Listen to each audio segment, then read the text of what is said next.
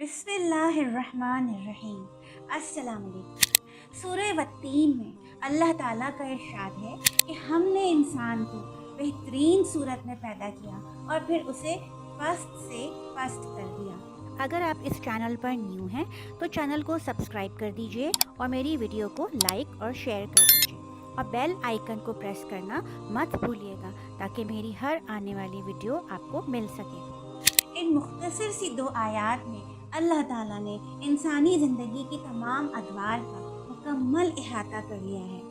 یعنی کہ جب انسان پیدا ہوتا ہے اور اپنی جوانی کی عمر کو پہنچتا ہے تو کتنا حسین، مضبوط، فعال اور سب کے لیے کارآمد ہوتا ہے، لیکن جیسے جیسے اس کی عمر ڈھلنے لگتی ہے تو اس کے اعضاء کمزور پڑنے لگتے ہیں، عقل و فہم اور یادداشت بھی جاتی رہتی ہے اور آہستہ آہستہ وہ ایک بچے کی طرح دوسروں پر ڈپینڈنٹ اور بوجھ بن جاتا ہے۔ ویسے تو یہ آیات کسی بھی انسان کو جھنجھوڑنے کے لیے کافی ہیں کہ وہ جوانی میں اپنا وقت، صحت اور مال و اسباب فضول ضائع نہ کرے، بلکہ اپنے بڑھاپے اور آخرت کی پلاننگ کرے۔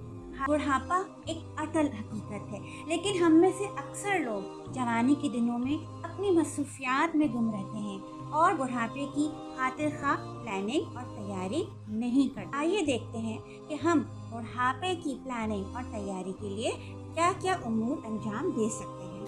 سب سے پہلے تو جسمانی تیاری، یعنی آپ عمر کے جس حصے میں بھی ہوں اپنی غذا اور کھانے پینے پر دھیان دیجیے۔ گھر کے بنے ہوئے سادہ اور غذائیت سے بھرپور کھانوں کو اپنے دسترخوان زینت بنائیے۔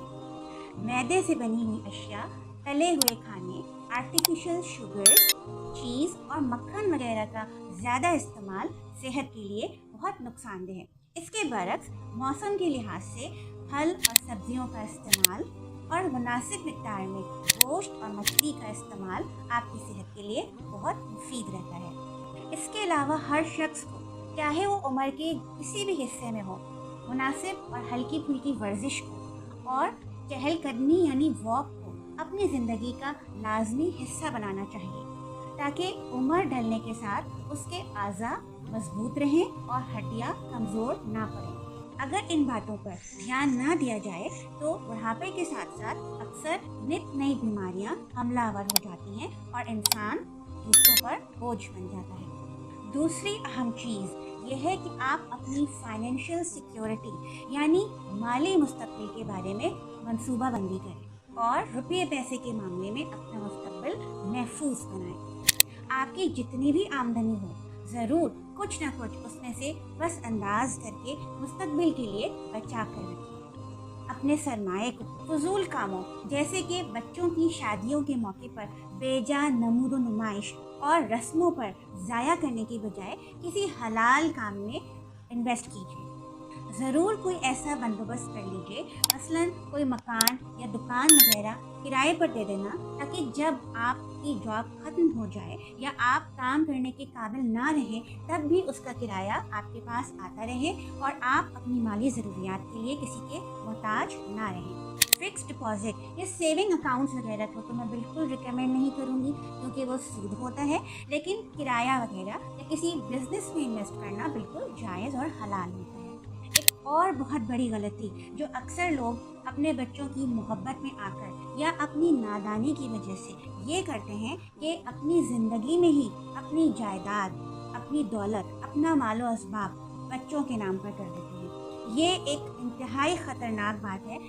خدارہ ایسی غلطی بالکل بھی نہ کیجیے گا، کیونکہ یہ اپنے ہاتھ پاؤں کٹوانے کے مترادف ہے۔ کیونکہ جو بچے آج آپ کو بہت اچھے لگ رہے ہیں، جو آپ کے اوپر اپنی محبت نچھاور کر رہے ہیں، ہو سکتا ہے کہ جب آپ کے پاس جائیداد اور مال و اسباب نہ رہے تو ان کا رویہ بدل جائے اور آپ کو اپنی چھوٹی چھوٹی ضروریات کے لیے بھی ان کا محتاج ہونا پڑے اور ان کے سامنے ہاتھ پھیلانا پڑے۔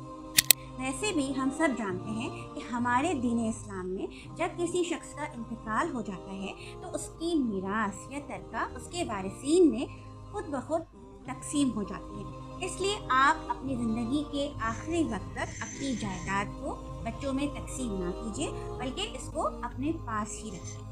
اس کے علاوہ ایک اور انتہائی قابل غور بات یہ ہے کہ جب بچوں کو ہماری توجہ اور محبت اور وقت کی ضرورت تھی، تو کیا ہم نے ان کو وہ وقت اور توجہ فراہم کی تھی؟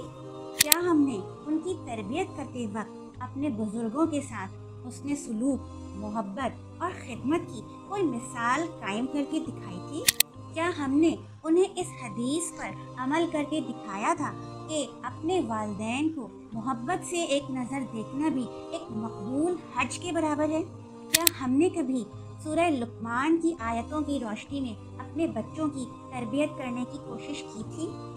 کیا ہم نے کبھی سورہ بنی اسرائیل کی ان آیات کو اپنے بچوں کے ساتھ ڈسکس کیا تھا، جس میں اللہ تعالیٰ نے ارشاد فرمایا ہے کہ اور تیرا پروردگار صاف صاف حکم دے چکا ہے کہ تم اس کے سوا کسی کی عبادت نہ کرنا اور ماں باپ کے ساتھ احسان کرنا، اگر تیری موجودگی میں ان میں سے ایک یا وہ دونوں بڑھاپے کو پہنچ جائیں تو ان کے آگے اف تک نہ کہنا، نہ انہیں ڈانٹ ڈپٹ کرنا، بلکہ ان کے ساتھ ادب و احترام سے بات چیت کرنا اور عاجزی اور محبت کے ساتھ ان کے سامنے تواضع جھکائے رکھنا اور دعا کرتے رہنا کہ اے میرے پروردگار ان پر رحم فرما، جیسے انہوں نے میرے بچپن میں میری پرورش کی تھی۔